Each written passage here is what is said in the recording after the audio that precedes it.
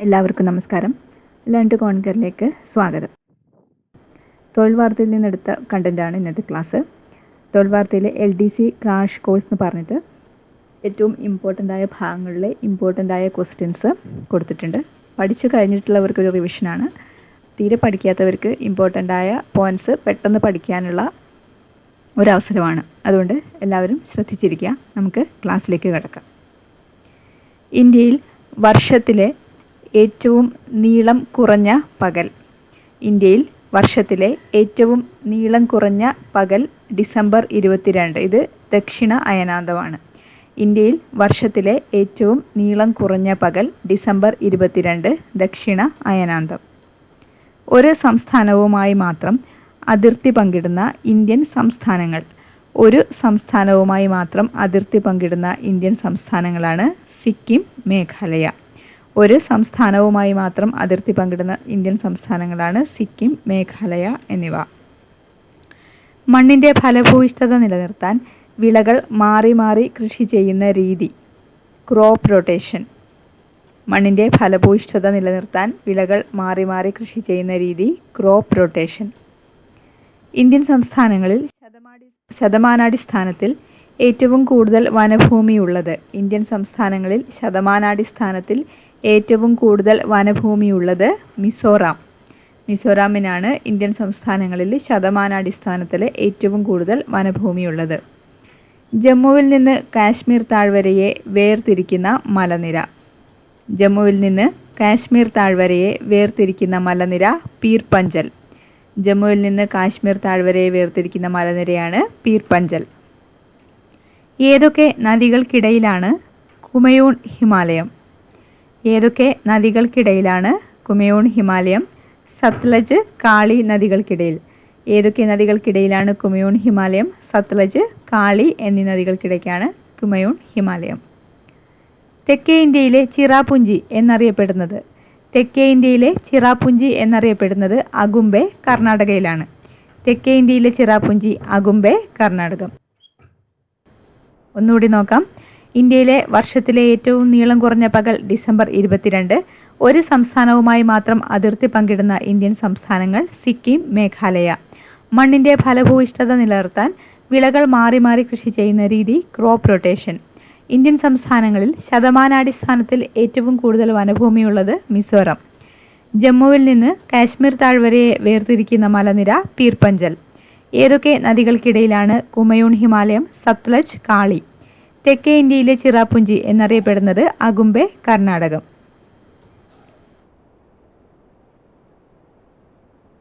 ഇന്ത്യയിലെ ഏത് സംസ്ഥാനത്താണ് സഞ്ചാരികളെ ആകർഷിക്കുന്ന ലിവിംഗ് റൂട്ട് ബ്രിഡ്ജുകൾ കാണപ്പെടുന്നത്? ഇന്ത്യയിലെ ഏത് സംസ്ഥാനത്താണ് സഞ്ചാരികളെ ആകർഷിക്കുന്ന ലിവിംഗ് റൂട്ട് ബ്രിഡ്ജുകൾ കാണപ്പെടുന്നത്? മേഘാലയ. മേഘാലയയിലാണ് ലിവിംഗ് റൂട്ട് ബ്രിഡ്ജുകൾ കാണപ്പെടുന്നത്. ഛത്തീസ്ഗഡിലെ കൊറിയ, മധ്യപ്രദേശിലെ സിധി, സിംഗറൌളി ജില്ലകളിലായി സ്ഥിതി ചെയ്യുന്ന ദേശീയോദ്യാനം ഏത്?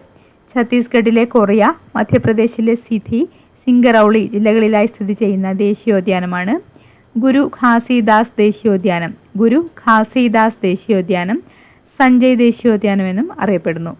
ഗുരു ഘാസിദാസ് ദേശീയോദ്യാനം അഥവാ സഞ്ജയ് ദേശീയോദ്യാനം. ഛത്തീസ്ഗഡിലെ കൊറിയ, മധ്യപ്രദേശിലെ സിധി, സിംഗറൌളി ജില്ലകളിലായി സ്ഥിതി ചെയ്യുന്ന ദേശീയോദ്യാനമാണ് ഗുരു ഘാസിദാസ് ദേശീയോദ്യാനം അല്ലെങ്കിൽ സഞ്ജയ് ദേശീയോദ്യാനം. എവിടെയാണ് പൂർവ്വഘട്ടവും പശ്ചിമഘട്ടവും സംഗമിക്കുന്നത്? എവിടെയാണ് പൂർവ്വഘട്ടവും പശ്ചിമഘട്ടവും സംഗമിക്കുന്നത്? നീലഗിരിയിൽ വെച്ച്. പൂർവ്വഘട്ടവും പശ്ചിമഘട്ടവും സംഗമിക്കുന്നത് നീലഗിരിയിൽ വെച്ചാണ്. തെക്കേ ഒഡീഷ തീരത്ത് ദേശാടനത്തിനെത്തുന്ന ആമകൾ. തെക്കേ അമേരിക്കയിൽ നിന്ന് ഒഡീഷ തീരത്ത് ദേശാടനത്തിനെത്തുന്ന ആമകളാണ് ഒലിവ് റിഡ്ലി. Olive Ridley. തെക്കേ അമേരിക്കയിൽ നിന്ന് ഒഡീഷ തീരത്ത് ദേശാടനത്തിനെത്തുന്ന ആമകളാണ് ഒലിവ് റിഡ്ലി. ഹിമാലയത്തിന്റെ മ്യാൻമറിലേക്കുള്ള തുടർച്ച ഏത് പേരിൽ അറിയപ്പെടുന്നു? ഹിമാലയത്തിന്റെ മ്യാൻമറിലേക്കുള്ള തുടർച്ച ഏത് പേരിൽ അറിയപ്പെടുന്നു? അരക്കൻ മലകൾ. ഹിമാലയത്തിന്റെ മ്യാൻമറിലേക്കുള്ള തുടർച്ചയാണ് അരക്കൻ മലകൾ. ഇന്ത്യയിൽ ഏറ്റവും കൂടുതൽ മഴ ലഭിക്കുന്ന മൗസിൻഡ്രം ഏത് സംസ്ഥാനത്താണ്?